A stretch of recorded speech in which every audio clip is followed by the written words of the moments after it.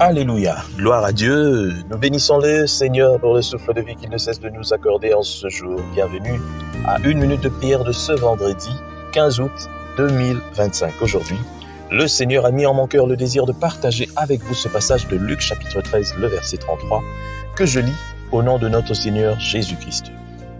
Celui qui cherchera à sauver sa vie la perdra, et celui qui la perdra la trouvera. Alléluia. Cela ne signifie pas que nous devrions vivre en reclus dans quelques retraites cachées. Non. Il s'agit de perdre notre vie jour après jour de la façon que notre Sauveur nous a enseigné en renonçant à nous-mêmes heure après heure et en le suivant où qu'il nous conduise. Mon frère, ma sœur, beaucoup pensent que être chrétien, c'est tout simplement aller à l'église, respecter les programmes de l'église. Être chrétien, c'est tout simplement être fidèle dans ses dîmes, respecter tout ce qu'on nous dit à l'église. Beaucoup respectent tout ce qui se dit à l'église par le pasteur, mais ne respectent pas la parole de Dieu. Et vous verrez peut-être leur pasteur aussi ne respecte pas la parole de Dieu.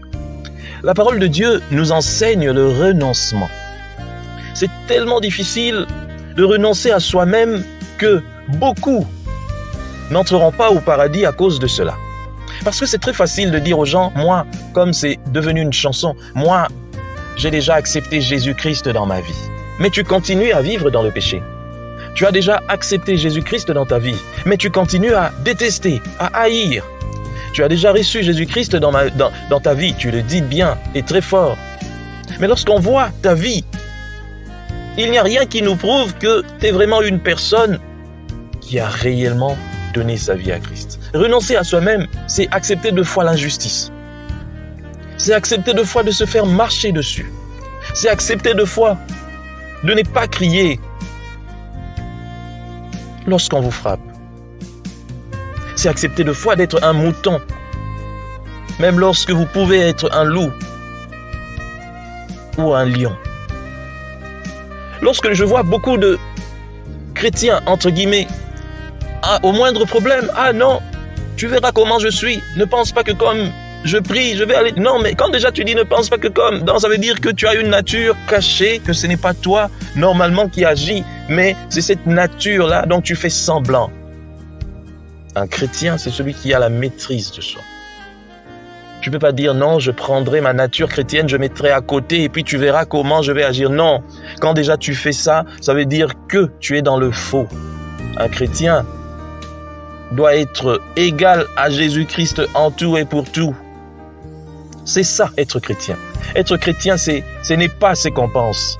Et puis vous savez, j'ai toujours dit aux gens dans mes prédications, le Seigneur jugera le cœur, les cœurs, donc ça ne sert à rien de nous montrer que toi, tu es bon, tu es parfait, parfaite. Toi, tu pries, tu réponds à tout. Tu es toujours à la montagne, à toutes les réunions de prière. Toi, tu jeûnes, toi, tu donnes tes dîmes et puis tout ça. Mais lorsque ton cœur n'y est pas, ton cœur n'est pas changé, ton cœur n'est pas transformé, je suis désolé de te dire, quel que soit le pasteur qui t'impose les mains, quelle que soit l'église que tu fréquentes, tu iras en enfer. C'est ça la vérité.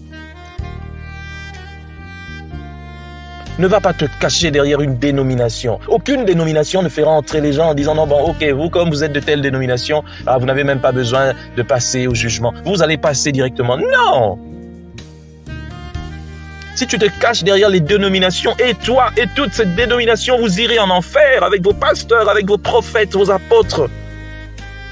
Combien aujourd'hui n'ont-ils pas ouvert des églises pour estorquer les gens? Ils deviennent riches avec l'argent des fidèles. Après, ils les appellent des pauvres, des voleurs. Et tu dis, je suis pasteur. Moi, je suis serviteur de Dieu. Serviteur de l'argent, de maman, du diable, serviteur de démons. C'est ce que tu es. Parce que tu estorques les gens. Je bénis le Seigneur pour cette parole. Jésus nous a appris à renoncer à tout. Qui dans ce monde était plus riche que Jésus? Qui dans ce monde était plus puissant que Jésus? Personne.